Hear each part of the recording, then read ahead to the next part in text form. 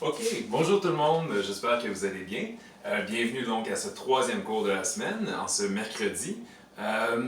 Donc, pour le cours d'aujourd'hui, on va faire le pont avec les lendemains du référendum et vous parler en fait du rapatriement de la Constitution, donc ce qui se trouve à être une grande partie de l'héritage de Pierre-Éliott Trudeau, l'héritage politique, on s'entend. Et c'est vraiment quelque chose qui marque encore aujourd'hui la Fédération canadienne.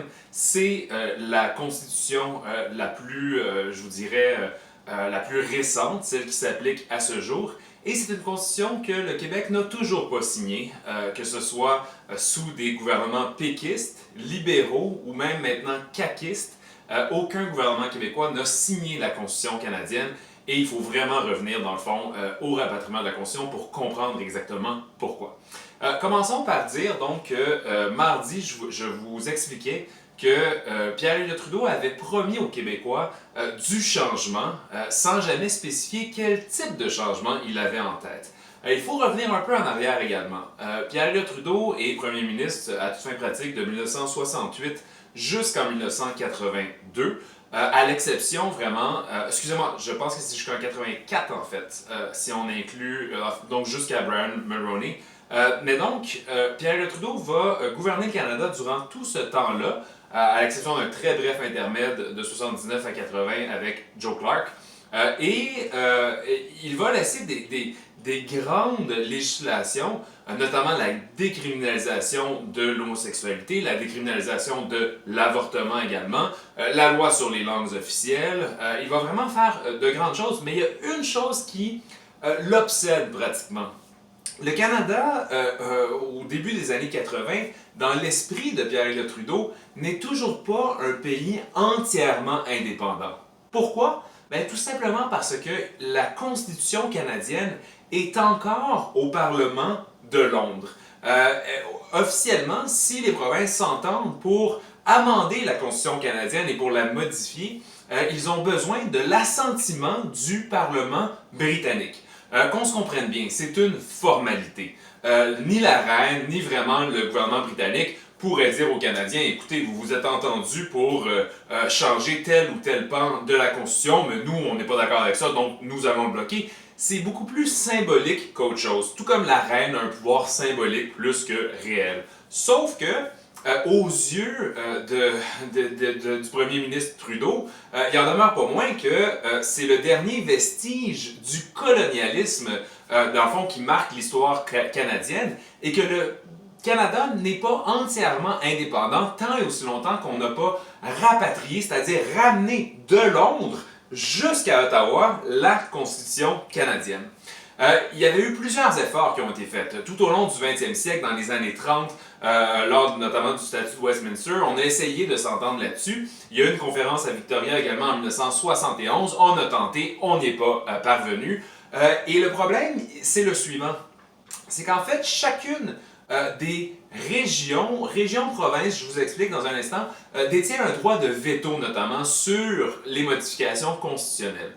Traditionnellement, ça y va par région-province, c'est-à-dire que l'Ouest canadien, le Québec en soi, l'Ontario en soi, ou les provinces de l'Atlantique ont chacune un droit de veto concernant des modifications constitutionnelles. Alors, on n'arrive pas à s'entendre, parce qu'une fois qu'on ouvre la Constitution, ben, c'est la règle, c'est la loi suprême d'un pays. C'est, si vous voulez, le manuel d'instruction d'un pays, notamment. Le Québec peut dire, nous, on veut davantage de pouvoir. L'Ouest pourrait demander, dans le fond, un système de répartition des ressources naturelles qui soit différent, et croyez-moi, elle le demande. Et ne s'entendent pas très bien avec Trudeau dans ces années-là. L'Ontario pourrait demander également certaines choses, l'Atlantique également.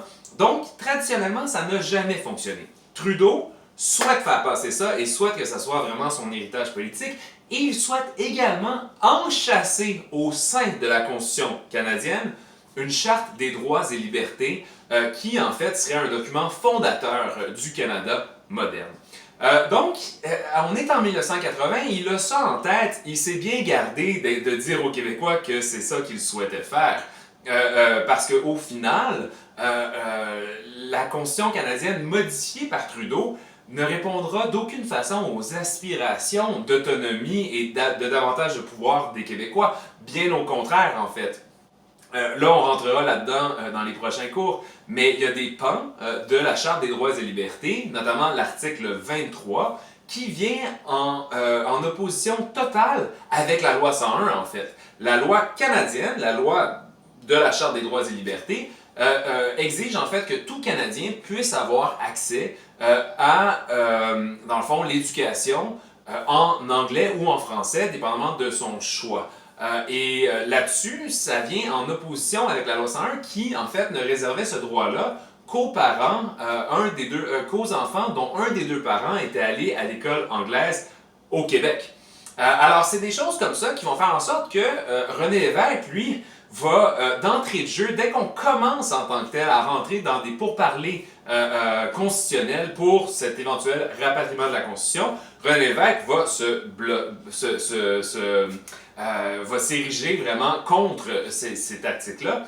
Et ce que Lévesque va dire également, c'est, écoutez, ça fait depuis 1867 que ce vieux papier qui est la Constitution canadienne est à Londres. Et ça ne nous a pas empêché de nous développer comme pays. Il peut bien rester là encore 100 ans pour ce qui en est concerné, parce que ça ne change pas grand-chose dans les faits. Et si Trudeau essaie de forcer la note, essaie de forcer la main en fait de ses collègues premiers ministres des autres provinces, ou des provinces de façon générale, ben, Lévesque va, dans le fond, être à la tête d'une coalition qui s'oppose à ça. Là, vraiment, on rentre davantage dans la dynamique des pourparlers, et ça, vraiment, c'est un sujet pour notre cours de demain. Autre élément, juste avant de quitter pour ce cours-ci, j'aimerais vous dire, il y a un sujet d'actualité qui m'a vraiment fasciné tout au long du week-end, et c'est à savoir la position qu'est en train de prendre Donald Trump par rapport au déconfinement. Je vous lance en 3 tweets. Il commence à appuyer, dans le fond, les mouvements anti-confinement, alors même que les gouverneurs des États dans lesquels, dans le fond, ils ont le pouvoir, sont opposés à un déconfinement trop vite. Alors, c'est comme s'il était en train de saboter les efforts des gouverneurs qui souhaitent prolonger le déconfinement. Ces 3 tweets-là, ce sont les suivants.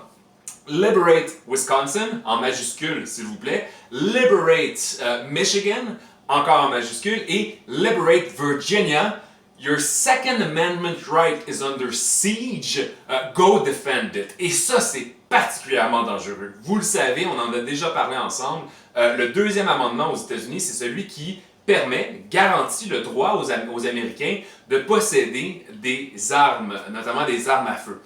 Et dans ce sens-là, que Trump dise non seulement vous devriez aller à l'encontre de la volonté des gouverneurs et commencer à vous déconfiner, commencer à manifester pour le déconfinement, mais il a même ajouté que les gouvernements étaient en train de menacer le droit au deuxième amendement, le droit du port des armes à feu. Et ça, c'est d'une imbécilité inouïe, mais d'une dangerosité également hallucinante. On en reparlera demain, et si vous avez des questions là-dessus, posez-les-moi d'ici à vendredi, on en reparlera.